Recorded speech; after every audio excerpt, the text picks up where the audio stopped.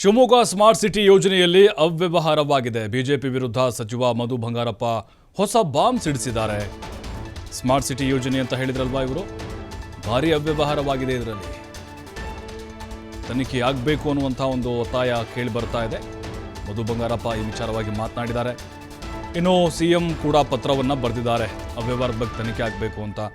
ಈ ಬಾರಿ ಚುನಾವಣೆ ಅಭಿವೃದ್ಧಿ ಹೆಸರಲ್ಲಿ ನಡೀತಾ ಇದೆ. ಬಿಜೆಪಿ 10 ವರ್ಷಗಳಲ್ಲಿ ಶಿವಮೊಗ್ಗದಲ್ಲಿ ಅಭಿವೃದ್ಧಿಯನ್ನ ಮಾಡಿಲ್ಲ, ಕೆಲಸ ಆಗಿಲ್ಲ. ವಿಐಎಸ್ಎಲ್ ಉಳಿಸೋಕೆ ಗೀತಕ್ಕ ಸ್ಪರ್ಧೆ ಮಾಡಿರುವುದು. ಶಿವಮೊಗ್ಗದಲ್ಲಿ ಸಚಿವ ಮಧು ಬಂಗಾರಪ್ಪ ಹೇಳಿಕೆಯನ್ನು ಕೊಟ್ಟಿದ್ದಾರೆ.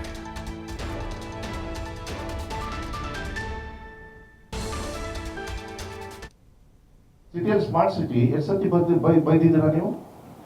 ಹೆಂಗ್ ಉಗಿತಾ ಇದಾರೆ ಗೊತ್ತಾ? ಹೋಗಿ ಕೇಳಿ ಓಟು. ಮಳೆ ಬಂದ್ರೆ ಏನ್ರಿ ಆಗುತ್ತೆ? ನಿಮ್ಮ ಮನೆ ಒಳಗೆ ಬರ್ತಾ ಇರೋದು ಗೊತ್ತಾಗ್ತಾ ಇಲ್ಲ.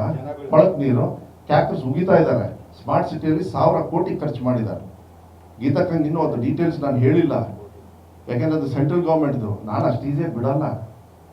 ಸ್ಮಾರ್ಟ್ ಸಿಟಿ ನಾವು ಸೆಂಟ್ರಲಿಂದ ತಂದಿದ್ದೀವಿ. ಅಪ್ಪ 50% ನಾವು ಕೊಡೋದಯ್ಯ, ಸ್ಟೇಟ್ 50%. ಎಲ್ಲದೂ ಹಂಗೆ 1000 ನಂದೇ ಅಂದ್ಬಿಟ್ರು ಹಂಗೆ ಬಕ್ಕಣದಾಗ ಹೊಕ್ಕೊಂಡು ಹೋಗ್ಬಿಟ್ರೆ ಸಿ ಎಂ ಅವ್ರು ಆಗ್ಲೇ ಲೆಟರ್ ಬರೆದು ಪ್ರೋಸೆಸ್ ಮಾಡೋದಕ್ಕೆ ಕೊಟ್ಟಿದ್ದಾರೆ. You show to give.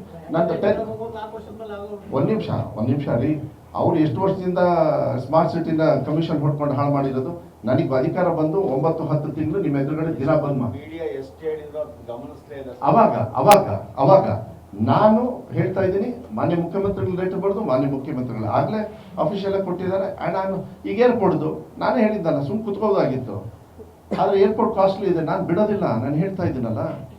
No, ಸಿಟಿಯಲ್ಲಿ ಸ್ಮಾರ್ಟ್ ಸಿಟಿ ಎಷ್ಟು ಸತಿ ಬೈದಿದ್ದೀರಾ ನೀವು? ಹೆಂಗ್ ಉಗಿತಾ ಇದಾರೆ ಗೊತ್ತಾ? ಹೋಗಿ ಕೇಳಿ ಓಟು. ಮಳೆ ಬಂದ್ರೆ ಏನ್ರಿ ಆಗುತ್ತೆ? ನಿಮ್ಮ ಮನೆ ಒಳಗೆ ಬರ್ತಾ ಇರೋದು ಗೊತ್ತಾಗ್ತಾ ಇಲ್ಲ.